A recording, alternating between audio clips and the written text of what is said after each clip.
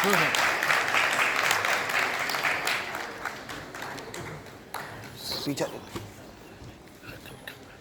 seasoned political leader and a medical professional with over 4 decades of experience in governance, science, and medicine. The guest of honor, Ambassador Herb Delfar from the European Union. He serves as the ambassador of the European Union to India and Bhutan, fostering diplomatic relations and strengthening ties with the EU and Indonesia. Space program and advancing its capabilities in space exploration and technology. Under the leadership, there was the successful launch of Chandrayaan-3, which we all are very well aware of and witnessed it gloriously. Please, may I request hundreds of applause for all our guest dignitaries.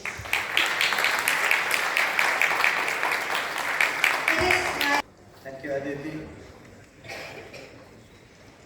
Honorable Minister, Ambassador Delfin, Dr. Somnath, Chairman ISRO, Jan Bhatt. It's a special, I would say, a privilege for me to welcome the Minister and of course the dignitaries on the dais. ISPA is now core.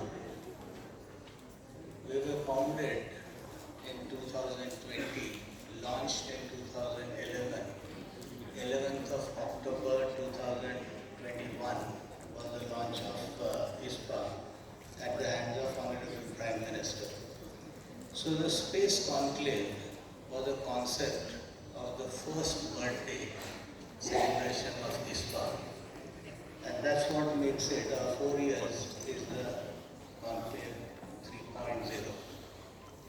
So this is normally supposed to be happening exactly on the foundation day, which is 11th of October, as I said. For some reasons, of course, this year we had some small adjustments for the calendars, and that's essentially where the event is happening now. Space obviously is we always call it as an ultimate destination, or call it the ultimate frontier. And that's something which is fully uniting. And when I say uniting the world, we all can talk of our territorial boundaries up to whatever, the demarcation between the aviation and the space. But beyond that 50-kilometer radius around the Earth, it is of everybody. And this kind of a domain, when we all operate, there's an enormous responsibility and way of behavior which drives us to do things in a united kind of a way, in line with what everybody, all spacefaring nations, need to be talking and collaborating. Now this is essentially a domain which in India obviously began more than 100 years back. Is the history of space. The first of the experiments in space in India began in 1918. That was the British India, and from that point on it remained on a very, very low-key basis, but then was after some of the initiatives by the government, was founding of Indian Space Research Organization in 1968, and from 68 we have seen amazing things have been done by ISRO. Today, obviously, when we talk of the contribution of ISRO, one can simply Google out and check what is the productivity of any space-faring nation and its own organization in terms of direct deliverable output. The highest efficiency, call it productivity as we will all call it in an industry, in the world over United States or China or Russia or Japan or any of those 8 nations which we are a part of that special club, the highest efficiency is of Indian Space Research Organization.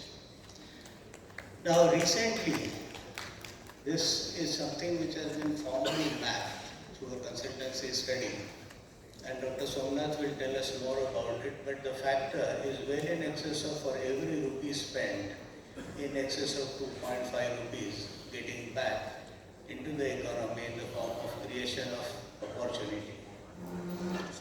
last 10 years, currently we heard from AVM growth, it's about $8.4 billion currently.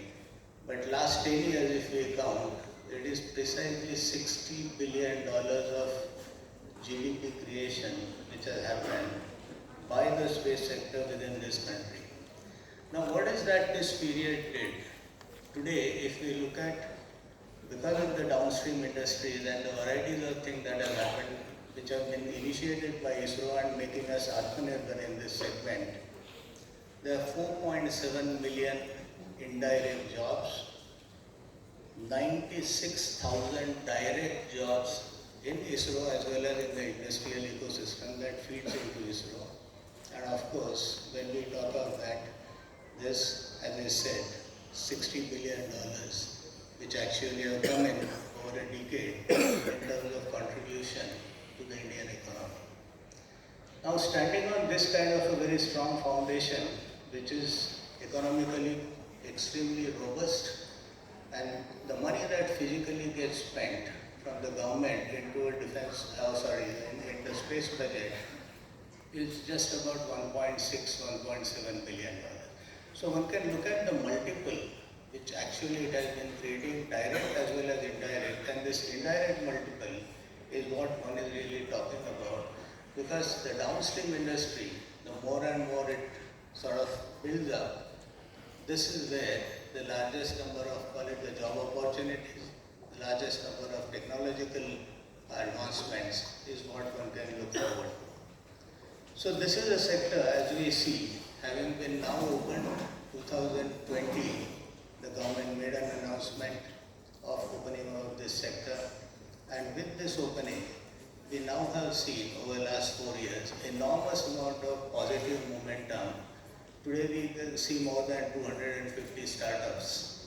We see amazing things happening in the space, and of course, ISRO happens to be one of those kind of organizations, very selflessly allowing and enabling each of these startups and the organization. The organization that obviously was created to facilitate and of course regulate was in space, and it's an amazing example. There is no other government department which actually promotes, and the promotion role which in space, within the space kind of an ecosystem, as a concept that has been created is unprecedented, and that is essentially where we see this startup kind of a ecosystem coming up. There are more than 300 collaboration agreements and the arrangements for handholding of these startups which actually have happened over the last 4 years. So we can actually see that when we are talking of the space sector and why space sector now draws enormous amount of attention in the country is the sheer economics, the opportunity, where one can say sky is not the limit because we are talking about beyond the sky. And that's essentially where we see an enormous opportunity not only within the country, but going out. There are many friendly nations that look up to India for the kind of success that ISRO has built for India, and of course, there's much more to be done as the time progresses. With those few words, staying extremely positive and bullish that the space sector is a new sunshine sector, will keep growing, and from that 8.4 to 44, and of course beyond to more than 200 billion by the time we see the 100 years of our independence. On that note, thank you so much once again, and let me say my hearty welcome, sir. You could make it today, and of course Dr. Somnath, who we more or less take it for granted that if it is a space event, Dr. Somnath never says no. And it's an enormous partnership between the industry and the ISRO, which Dr. Somnath personifies, and it's always glad kind of a moment to welcome him at ISRO, and of course we'll hear all of them today. Thank you so much.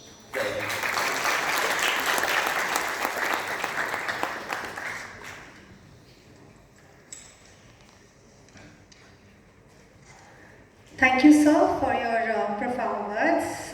May I now take this opportunity to request our guest of honor, Dr. S. Obana, to kindly address the gathering.